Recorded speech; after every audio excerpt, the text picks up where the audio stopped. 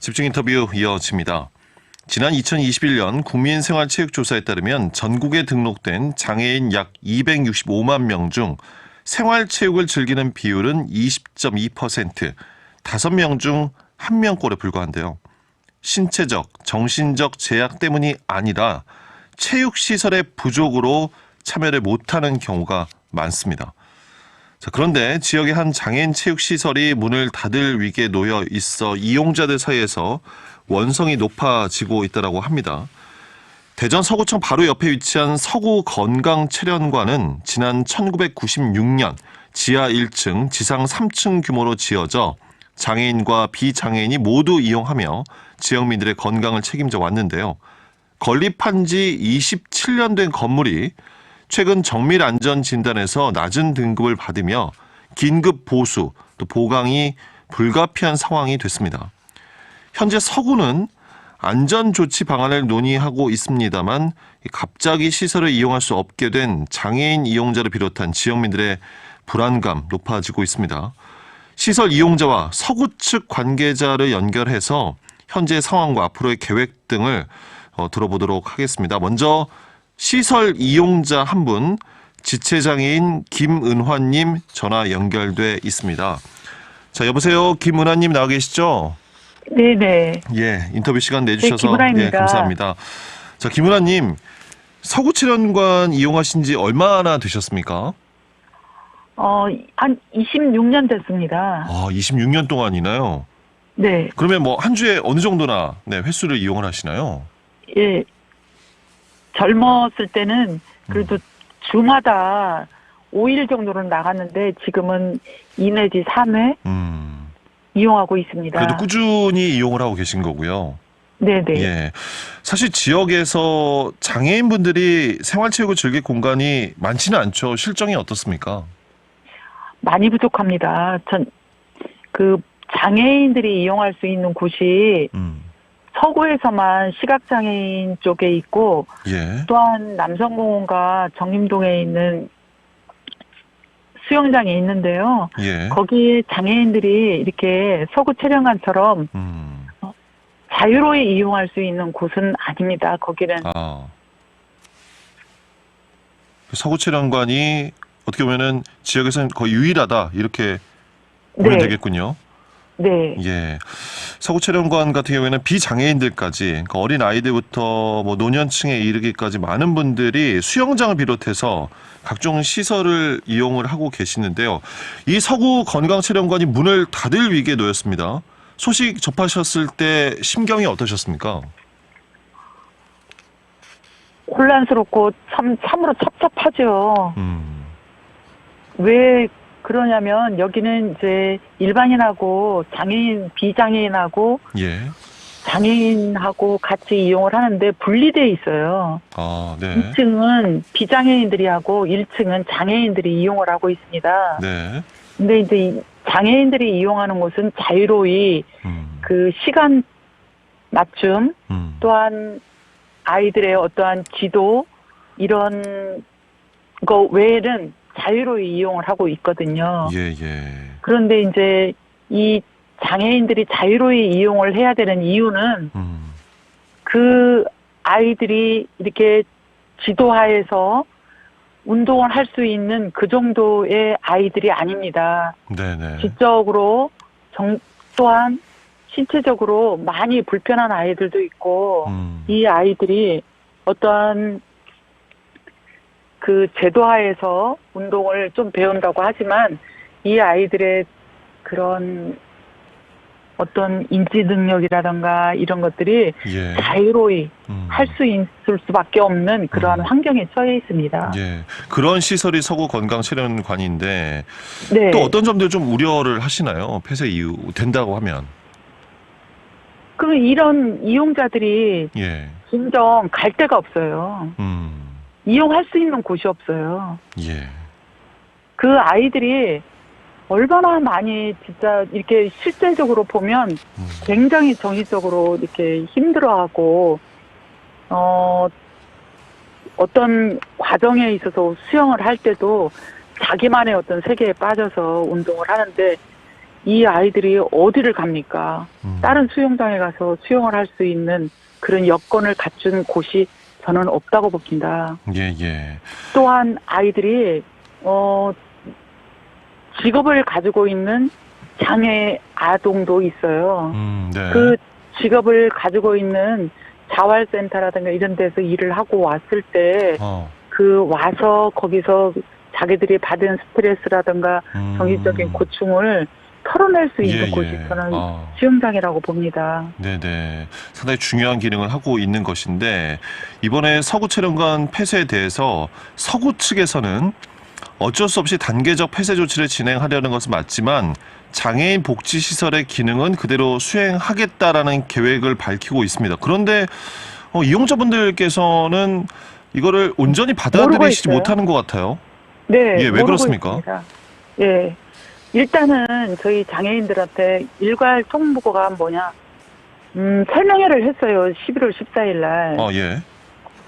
설명회를 한다고 구청으로 오라고 해갖고 저희들이 갔는데 이거는 공청회가 아니고 설명회입니다. 일방적으로 안전진단에 대한 어떤 그런 절차, 예. 그걸로 인해서 이용할 수가 없다는 그러한 이야기들을 얘기를 했을 때 너무나 황당하고 진짜 이로 말할 수 없이 마음 아픈 일을 그 순간에 느꼈습니다. 최소한도의 어떠한 이런 일이 있을 때는 저희들한테 이러이러한 안전진단 문제라든가 여러 가지 문제점을 지금까지 한 번도 얘기를 해본 적이 없거든요. 이용자들한테. 예, 그간에 아무 설명이나 사정에 대해서 모르고 계신 상황이었군요. 네, 한 번도 없었어요. 그런데 갑자기 설명회를 한다 하면서 12월 30일까지 2층, 1층은 3월 30일까지 폐관합니다. 라고 그날 거기서 얘기를 하는데 장애인들은 참 이게 어떻게 울분을 토할 수도 없는 얘기고 이런 일이 있어서 너무 어렵습니다. 예. 김은아님, 그런데 어쨌든 가장 중요한 것은 이용자들의 또 안전이지 않겠습니까? 이 정밀 안전 진단이 실시가 됐고 결과에 따라서 보수공사가 이제 불가피한 상황이라고 하면 지금 상황에서 이용자로서 가장 원하는 것 또 요구하시는 내용은 어떤 것이겠습니까? 이제 그 안전진단에 대해서 각자의 입장이 있을 거라고 저는 봅니다. 책임자들은 책임자대로, 이용자들은 이용자대로 그런 각자의 생각들이 있는데 그런 생각들을 서로 공유를 하면서 예.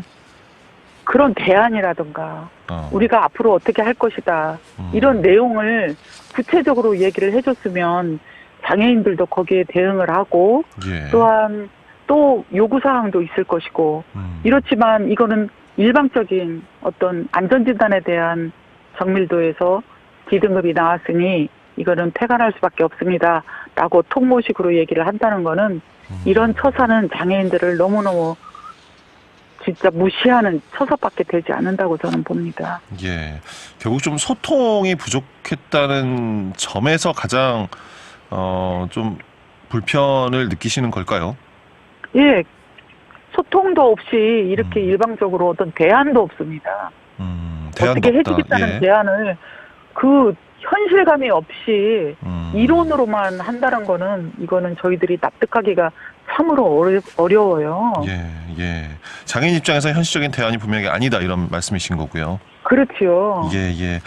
알겠습니다. 오늘 말씀 여기까지 듣도록 하겠습니다. 김은아님, 오늘 인터뷰 시간 내주셔서 감사합니다. 네, 감사합니다. 수고하십시오. 예. 자, 서구체련관 폐쇄에 따른 이용자분들의 우려와 입장을 들어봤고요. 이어서 서구청 담당자와 지금의 상황 또 앞으로의 계획 대안에 대해서 짚어보도록 하겠습니다. 대전 서구청 주민복지국 노인장애인과 김민혜 팀장 전화 연결되어 있습니다. 자, 여보세요. 김민혜 팀장님 나와 계시죠? 네. 예, 팀장님 수고하십니다. 먼저 이 안전진단 결과가 진행이 됐는데 결과가 어떻게 나온 겁니까? 네, 먼저 그 서구 건강체련관 시설을 좀 간략히 말씀드리겠습니다. 예. 그 건강체련관은 장애인복지법에 의한 장애인 체육시설로 장애인 재활과 건강 회복, 또 주민의 각종 여가 활동을 돕기 위해서 1996년 12월 사용 승인이 되었습니다. 네. 주요 시설에는 1층에는 장애인이 이용하고 있는 수영장과 헬스장, 그리고 또 2층에는 비장애인이 이용하고 있는 수영장이 있으며 또 3층에는 치매 안심센터가 설치되어 있습니다.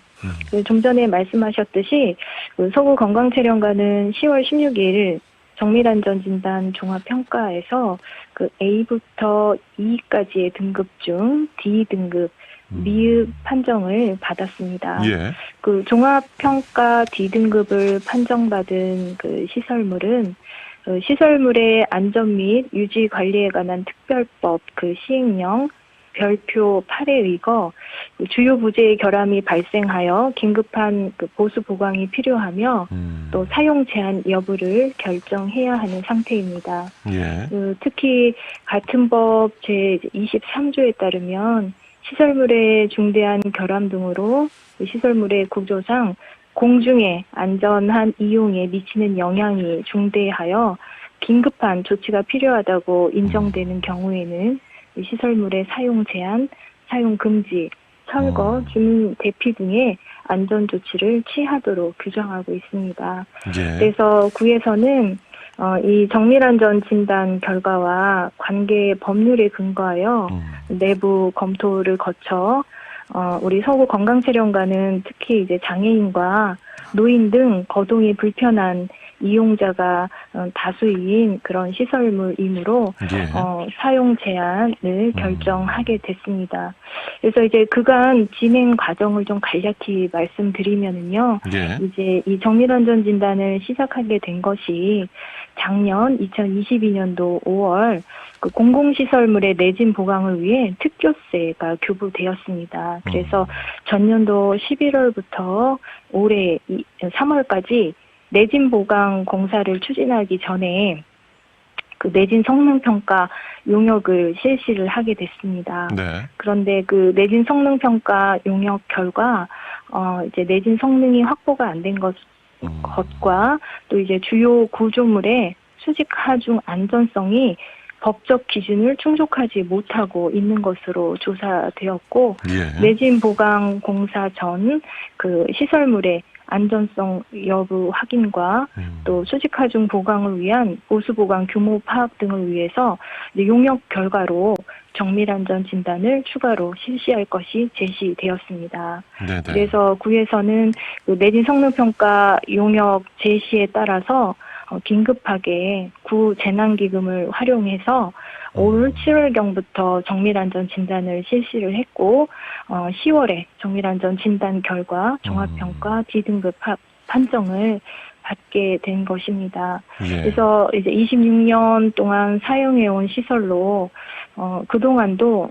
빈번한 이제 잦은 보수 보강을 하면서 시설을 관리를 해 왔으나 이제 수영장이 1층, 2층, 복층으로 설치되어 있는 점이 또 건물의 수직 하중에 부담으로 작용을 하고 있고 특히 이제 건물의 지하층의 벽체 대부분이 그 내력을 확보하지 못하고 있는 것으로 조사 결과 검토되었습니다.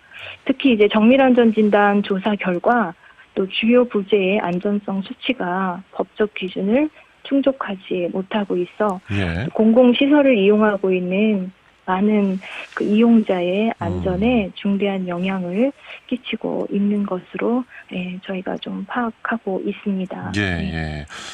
안전진단의 결과와 또 이런 결정을 내리기까지 과정을 들어봤는데요. 그러면 이 시설이 건강체련관이 뭐 전체적인 보수공사가 진행이 되는 겁니까? 완전히 좀 철거가 되는 방향으로 결정이 될 수 있는 겁니까?